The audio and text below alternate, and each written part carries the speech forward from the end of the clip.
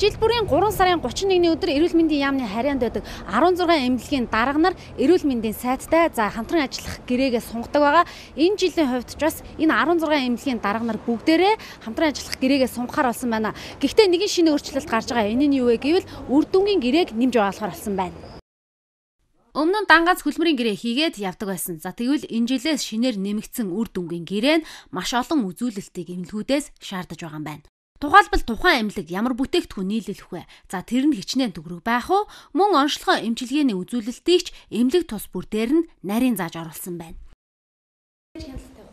Үр дүнгийн гэрээнд ерөөсөө яаманд чинь хяналт шинжилгээ үнэлгээний газар гэж байж байгаа шүү дээ. Бүр бие даасан газар байж байдаг. Бүх яамдуудад манай хэрэг эрхлэх газарт ч байж байдаг шүү дээ. Энэ яг энэ тогтолцоогоор хяналтаа тавиал үнэлгээгээ хийгээл тэр үнэлгээний үр дүнг одоо жишээлх юм бол 70%-аас доош биелэлтэй байна гэх юм бол тэр хүн дахиж надтай гэрээ хийх эрх байхгүй л гэсэн үг шүү дээ. Энэ гэрээний биелэлт энэ хөдөлмөрийн гэрээнийхаа дагуу үр дүнгийнхаа гэрээг бол ерөөсөй байнга хянана шүү дээ. Хяналт шинжилгээ үнэлгээний газар бол удирдал тутам тайлангаа авдаг, хагас жилээр нэг авдаг, бүтэн жилээр нэг авдаг.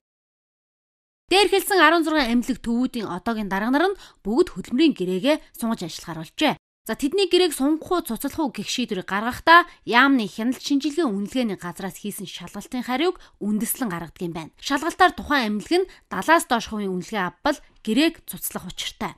Тэгвэл энэ оны шалгалтаар бүх эмнэлгүүд 80-аас дээш хувийн үнэлгээ авсан байна. За харин саяхан халдвар төвчний судлалын үндэсний төвийн дарга нэмхүүтэй гэрээ байгуулахгүй байхыг хүссэн гомдол сайдын гарт иржээ. Авсан өргөдлийг бол би хуулийн асуудаараа хянуулж үзүүлээд тэгээ хамгийн харамсалтай нь бол тэр өгсөн одоо гомдол ямар ч хүний нэргүй зүгээр халдвар төвчин судлалын үндэсний төвийн хэсэг ажилтнууд гэсэн ийм мэдээлэл байгаа. Хуулиараа нэр усгүй мэдээллийг авч хэлцэхсгүй ийм хуультай.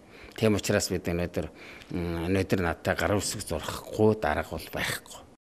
Тэгэхээр хууль бус үргэлжлэл ирсэн болохоор нэмхүү дарга сайттай гэрээгээ үргэлжлүүлэн байгуулахар болсон байна. Сайдын хамтран ажиллах хөтөлбөрийн гэрээ маш хатуу заалттай. Хэрвээ эмнэлгийн дарга сайдын өгсөн үүрэг даалгаврыг 2 удаа биелүүлээгүй бол мөн эрүүл мэндийн яамны гаргасан шийдвэрийг гүйцэтгээгүй бол гэрээг шууд цуцлаж арчлаас нь хална гэсэн заалтууд байдаг. Тэгвэл одоо үр дүнгийн гэрээ байгуулснаар илүү хариуцлагатай ажиллах шаардлага эмнэлгийн даргуудад бий болж байна. Мэдээг дэлгэр цэцэг сайн зя.